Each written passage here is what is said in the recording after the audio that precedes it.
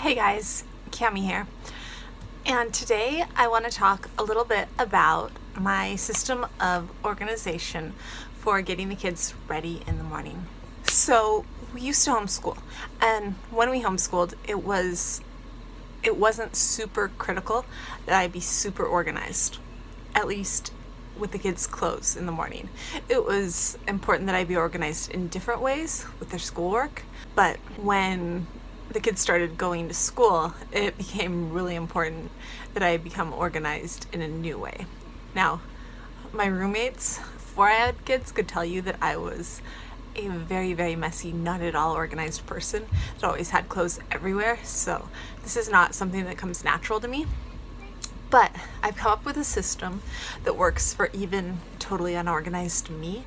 And I'm pretty proud of it because it's kept the kids from being late, from getting on their before 7 a.m. bus all year long.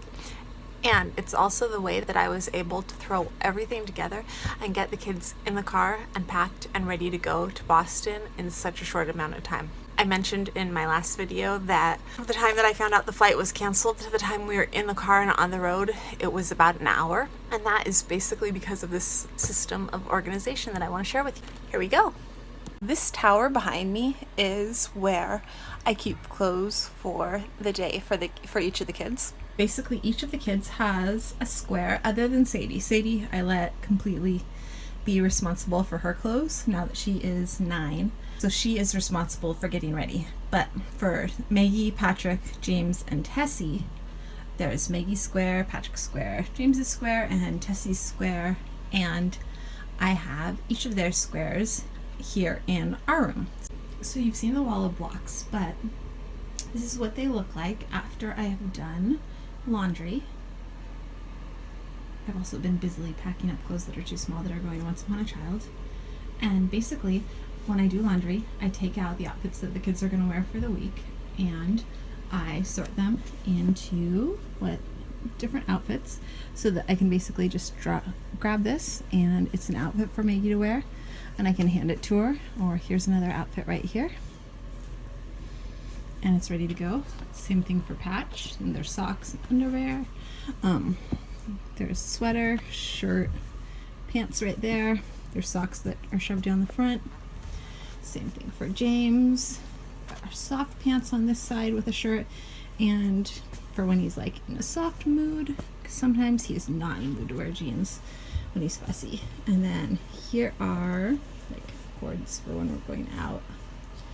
And then Tessie I'm a little bit more flexible with, but I try to make sure that she has some softer outfits, but then there's also dresses with stretch pants there. Sometimes she does just wear pajamas. And that's how I keep things organized around here.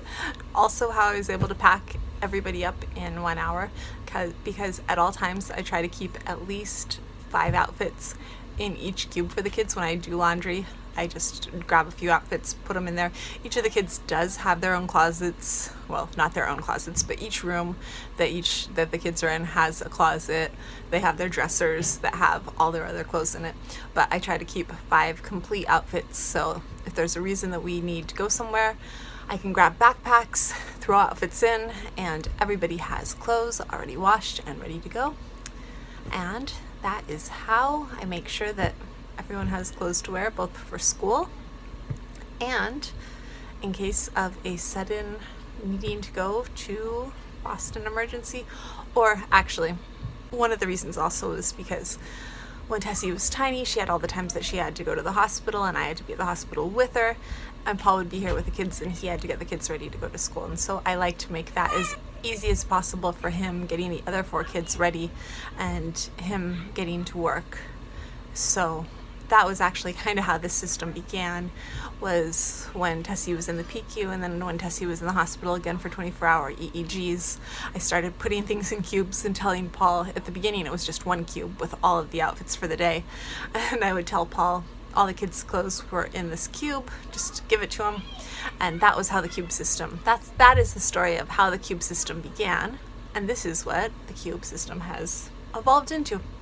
And that is how I get the kids ready and to school on time in the morning.